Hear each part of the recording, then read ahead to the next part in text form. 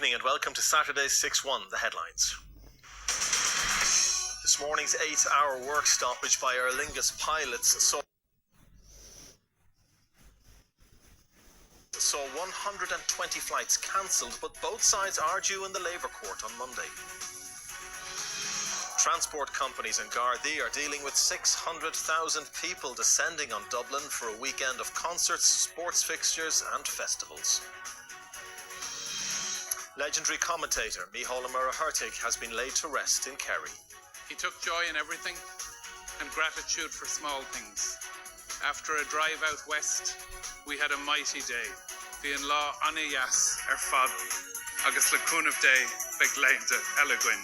It was 3 weeks ago. And in Sligo, the funeral of former RTE journalist Tommy Gorman took place. The last few days have been devastating for our family, for Tommy's friends, and for everybody whose lives he touched. But grief is the price we pay for love, and we more than got our money's worth with Tommy Gorman. In Saturday's sports headlines, Armagh are the first team into this year's All-Ireland football semi-finals.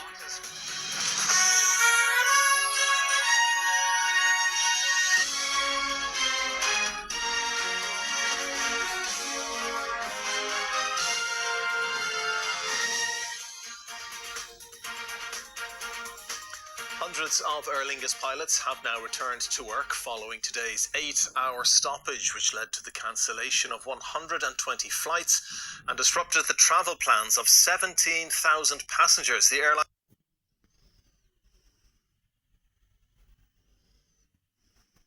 and Tipperary have advanced.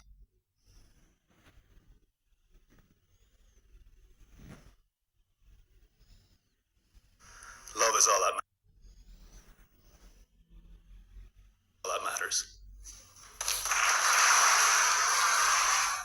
Tommy's final journey was to Kilmakeown Cemetery nearby.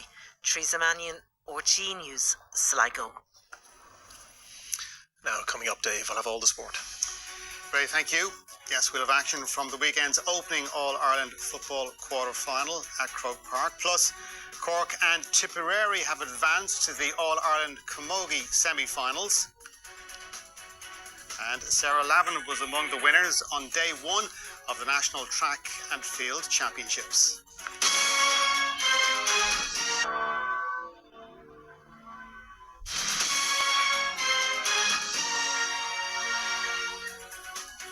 Welcome back. Let's get all the sport with Dave. Ray, thank you.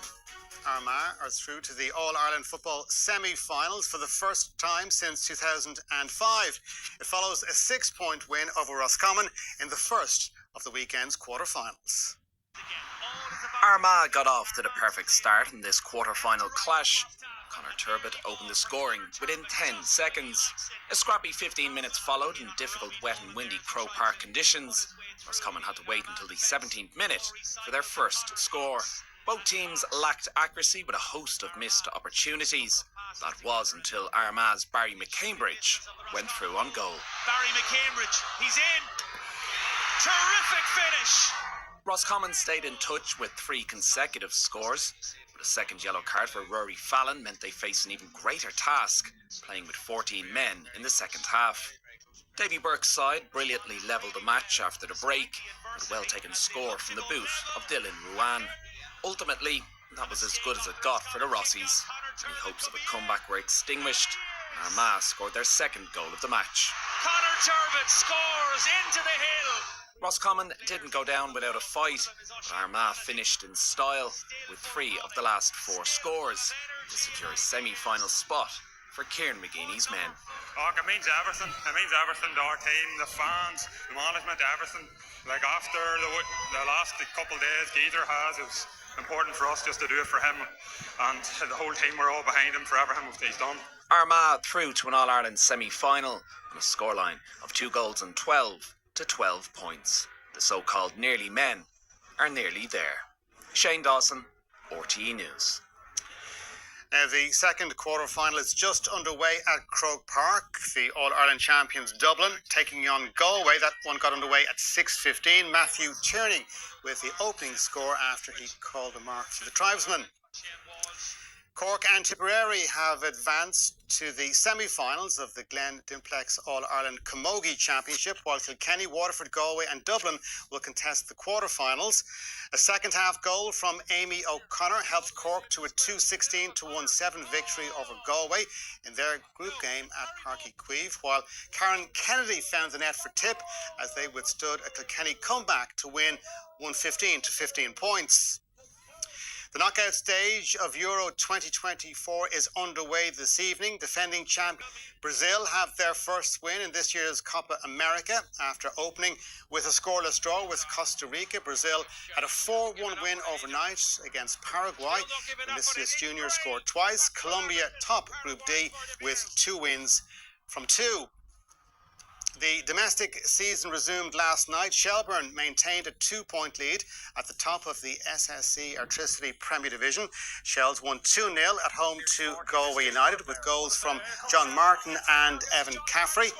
Second placed Derry City beat Drogheda United 5-1. Shamrock Rovers lost to Sligo Rovers and are now 15 points off the lead. Substitute Simon Power scored both goals as Sligo won 2-0 against the 4-in-a-row champions at the Showgrounds. We know the quality he has. All our supporters know that. They saw him the first 6-7 games. Unfortunately, he picked up that knock, but he's worked really hard with the medical staff, with Ray Fine and James O'Donnell and Tom French, and to make that impact tonight. Hopefully it's a big start to the second half of the season for him. Unbelievable player, and the second goal, it's as good as you see anywhere in any league across Europe. The National Senior Track and Field Championships got underway at Santry today. Among the day one finals was the women's 200 metres, won by Phil Healy in a time of 23.42 seconds. Mark Smith won the men's 200 and Sarah Lavin retained her 100 metres hurdles title. She clocked a championship record time of 12.79 in wet conditions.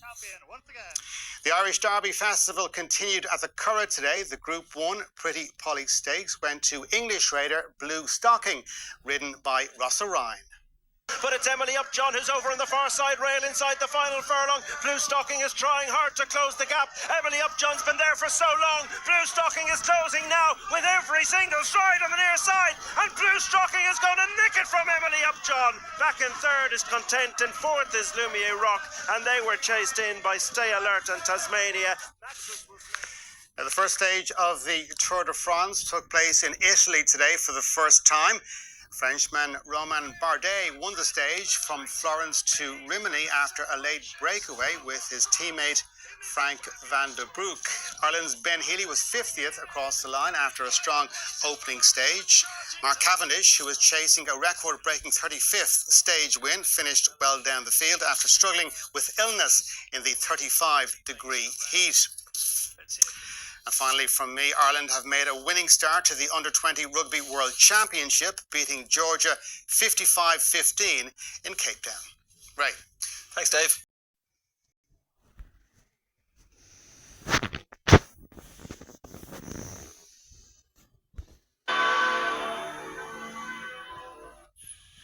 Good evening, you're welcome. Tonight at 9.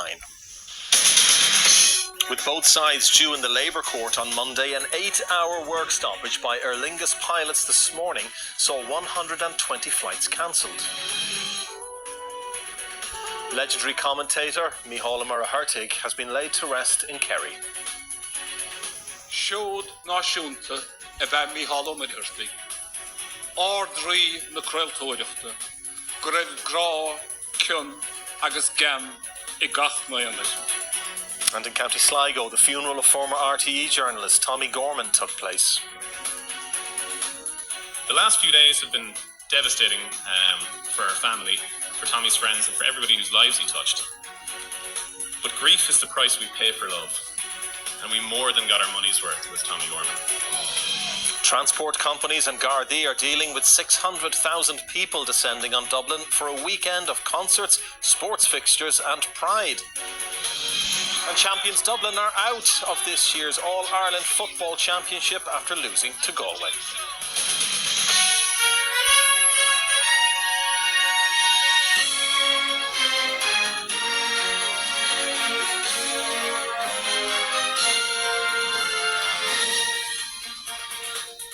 Hundreds of Aer Lingus pilots have returned to work following today's 8-hour stoppage, which led to the cancellation of 120 flights. 100,000 people all trying to move around Dublin city centre. Okay, very good. Samantha, thank you.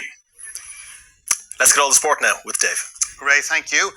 Well, one story dominates tonight. Galway are through to the All-Ireland football semi-finals following a dramatic win over champions Dublin. Armagh have reached the last four for the first time in 19 years. An entertaining end-to-end opening 5 minutes between Dublin and Galway saw the teams level on 2 points apiece.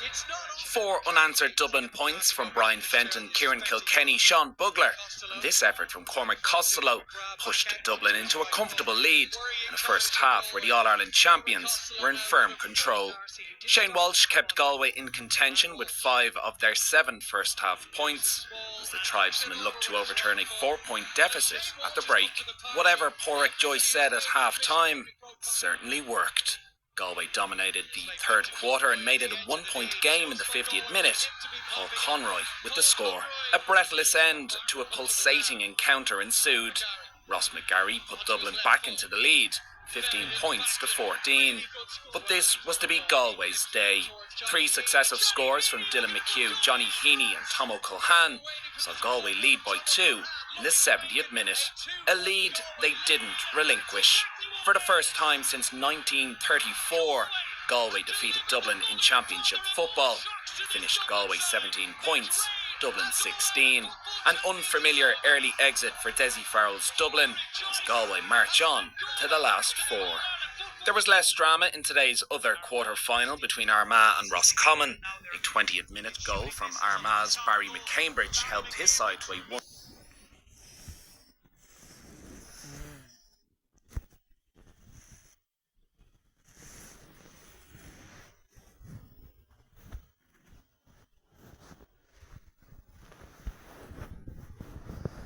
A 1-3 to 4 points lead at half-time.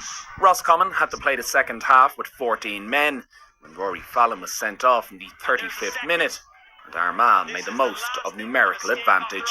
A second half goal from Conor Turbett put the result beyond any doubt as Kieran McGeeney's men secure a semi-final spot for the first time since 2005. Shane Dawson, RTE News. So Galway's season continues. Dublin's championship, however, is at an end. Marty Morrissey got reaction from the winning Galway team. Well, what a day for Galway football. This is only the third time that Galway have beaten Dublin in the championship, 1933, 1934 and 2024. And I'm joined by 2 of the heroes of this Galway team, Porrick Joyce, the manager, and Killian McDade. Can you put into words, Porrick, because their second half performance was truly remarkable? Yeah, look, Marty, was it's all down to the boys. We knew that if we could get our main players, fit players on the pitch, we had a great chance. That's why we went to the strongest team we had to start off, and we knew we had lads on the bench to come back in. And I know it's a long time since we beat Dublin, but look, you have to realise as well, we haven't played them that often. I played for Galway for I think 14, 15 years, never came across them. Don't know was it our fault or their fault at the time, but just never did. But look, it's a great win for us. At the end of the day, we won a quarter final, and like fantastic team, Dessie and the lads. Like they've changed football, a lot of the players, but for us it's very satisfying to pitch ourselves and compete against that team and get a point victory. Well done, Killian McDade. You could see the belief growing in this Galway team, particularly in the second half. Was that what it was like on the pitch? Yeah, definitely. Like we had a lot of work to do at half time, and we just decided to get our act together in the start of the second half, and it started from our backs, who just were phenomenal all day. I think we only conceded 5 points in the second half, which is serious going. And in fairness, we kicked a few scores up the other end. So yeah, belief was definitely. All-Ireland semi-final beckons for Galway. Congratulations on the day when Dublin, worthy champions, are out of the championship, but Galway through to the semi-final. Big news. Now, Tipperary have been crowned All-Ireland minor hurling champions after extra time in an extraordinary game this evening. Tip were reduced to 13 players in the 26th minute of the decider against Kilkenny after 2 red cards. Teams were level on 8 occasions, but Billy O'Brien's goal in the second period of extra time saw Tip pull away to secure the title. I should look, there are loads of heart, loads of spirit, loads of resilience. Yeah, so I don't know what to say really, but mighty proud of the boys. We dug deep, but all week was Tipperary or Kilkenny's physicality would come to the fore, and they had us at home and all that. So we only loved that. put the challenge in front and we'll take it on. Cork and Tipperary have advanced to the semi-finals of the Glen Dimplex All-Ireland Camogie Championship. Kilkenny, Waterford, Galway and Dublin will contest the quarter-finals. Amy O'Connor's second half goal helped Cork to a 2-16-1-7 victory over Galway in their final group game. Karen Kennedy found the net for Tip. Despite a late Kilkenny comeback, Tip won 115 points. Tonight's game at Euro 2024 was suspended due to adverse weather conditions in Dortmund. The last 16 knockout game between host nation Germany minute due to lightning, heavy rain and giant hailstones. After a 25, Italy are out after a 2-0 defeat to Switzerland. Ireland had a comfortable win in their opening game at the World Rugby Under-20 Championship. Sam Berman scored a hat-trick of tries in a 55-15 win over Italy in Cape Town. Also in Pool B, Australia beat Georgia 35-11. Ireland's second pool game is against Georgia. On day 2 of the Irish Derby Festival, the Pretty Polly Stakes took centre stage. The English raider Blue Stocking, ridden by Rossa Ryan, took the honours. John, who's over on the far side rail inside the final furlong. Blue Stocking is trying hard to close the gap. Emily Upjohn's been there for so long. Blue Stocking is closing now with every single stride on the near side, and Blue Stocking is going to nick it from Emily Upjohn. Back in third is Content, and fourth is Lumiere Rock, and they were chased in by Stay Alert and Tasmania. This year's Tour de France is up and running. Frenchman Romain Bardet won the opening stage from Florence to Rimini after a late breakaway. Ireland's Ben Healy was 50th across the line after a strong opening stage. Mark Cavendish, who was chasing a record-breaking 35th stage win, finished well down the field after struggling with illness in the 35-degree heat. The National Senior Track and Field Championships got underway today in Santry. Among the finals was the women's 200 metres won by Phil Healy in a time of 23.42 seconds. Mark Smith won the men's 200 and Sarah Lavin retained her 100 metres hurdles title in wet conditions. She set a new championship record time of 12.79. India have won the T20 World Cup for the first time since 2007. South Africa were set a target of 177 for victory, but they fell short. India won their second T20 World Cup by a margin of 7 runs. And that is your sport for now. Ray. Thanks, Dave.